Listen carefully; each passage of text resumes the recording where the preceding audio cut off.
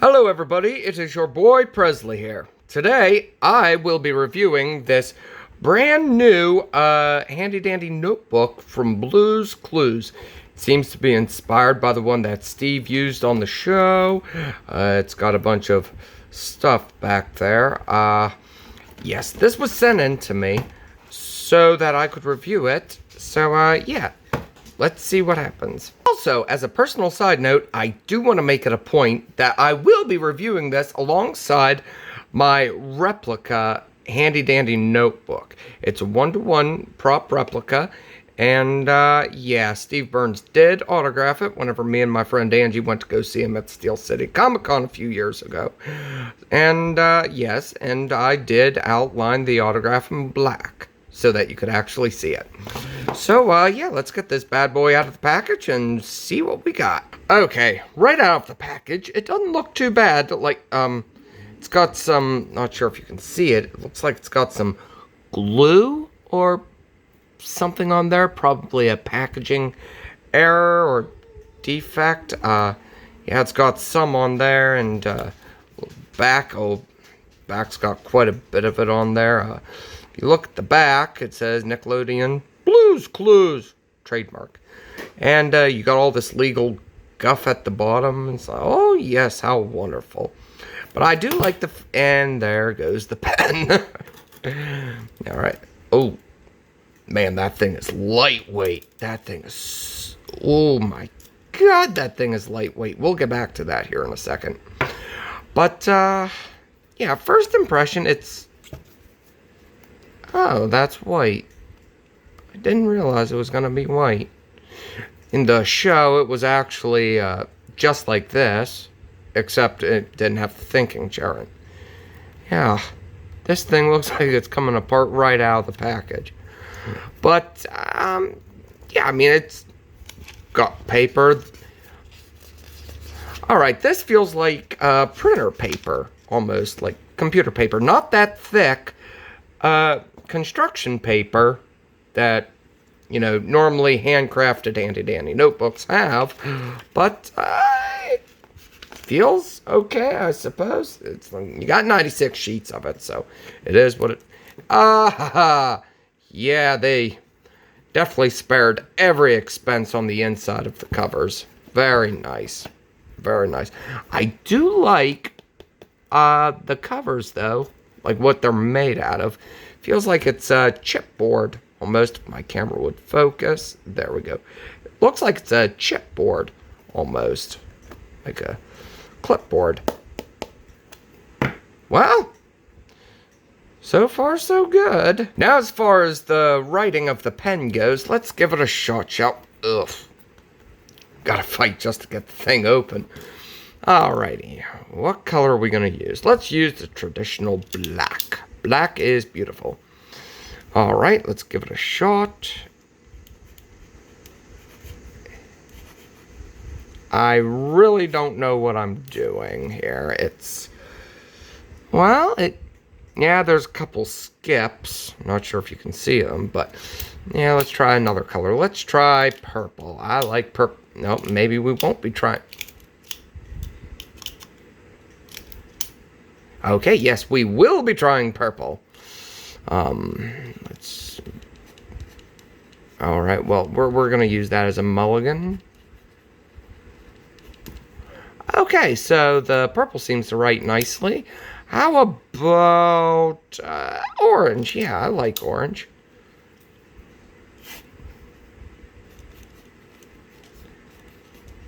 Okay, so the orange does not seem to work that well. Yeah, there's some skips in there. Yeah, this is basically one of those standard traditional pens that we got back in the night. Oh, yeah, we've got legal guff on there. Yeah, it's just basically saying that, yes, this is Nickelodeon, don't be stealing this, this is official merchandise, etc., etc., it's 2023 Viacom, innovative designs, blah, blah, blah.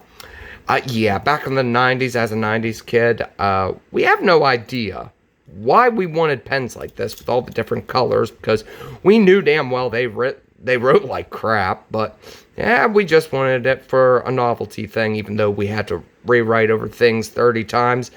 By the time we were done, it was out of ink.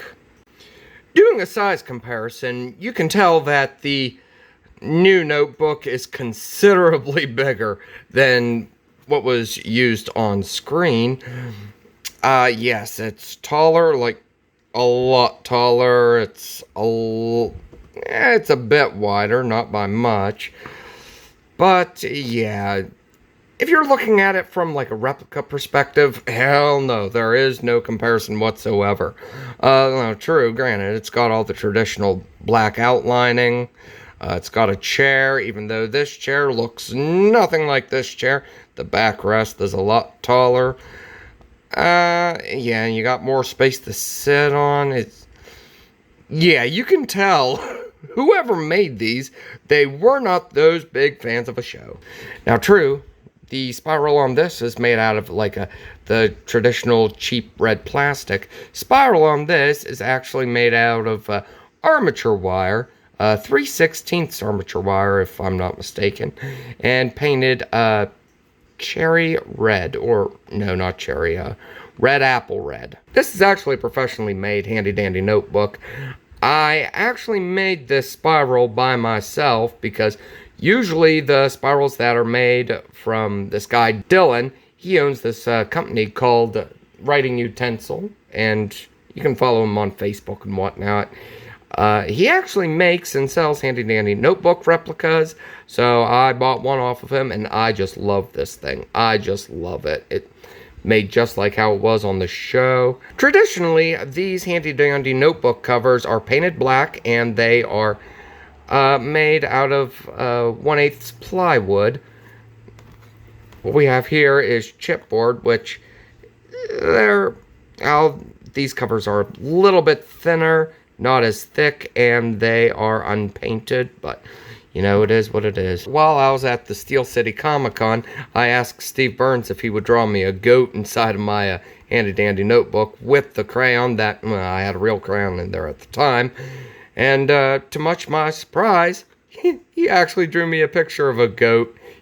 He said it was going to be the worst goat drawing in the world, and I have a genuine drawing by Steve Burns. I'm happy. Looking at the back on the inside, yeah, that's me, that's my friend Angie, and that's Steve, and there's the notebook. So bottom line, do I like this notebook? The answer, yes and no. What I do like about it is, you know, it is indeed a notebook. You can, you know, open it up, kind of. It doesn't open that easily, but yeah, you know, you got paper. You can do doodles. You can do little drawings in there. You can write little memos like "must call home" or something like that, or "my duck is in labor." You can do, yeah, if you're just buying this for note taking, that's one thing.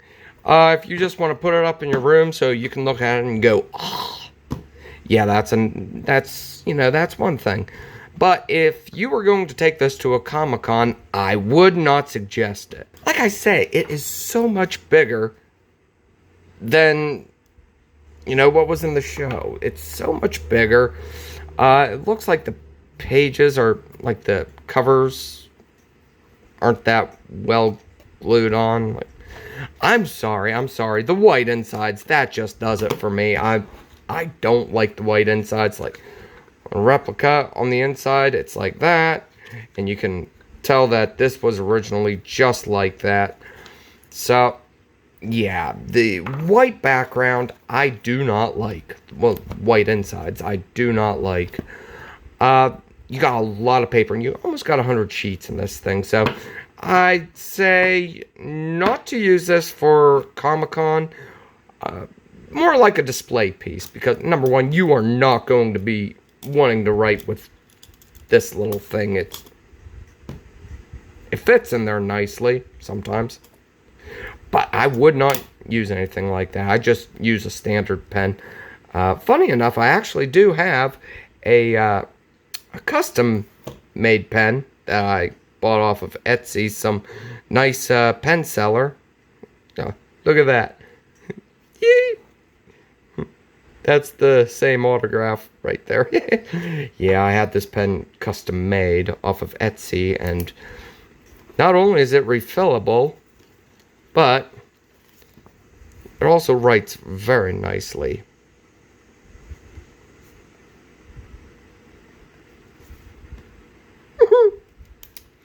So, yeah, it's a nice notebook. Would I say that it's like $30+ nice? No. Uh, but yeah, if you're just gonna get it for the nostalgic factor, do it. Uh, would you want to buy it and have Steve himself autograph it? Probably not.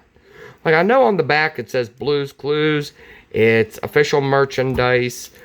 But, you know, do as you will.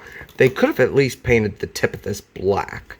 Because, yeah, that does not justify the price point for these.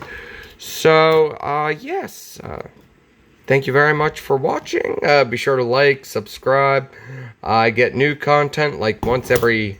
There goes the notebook.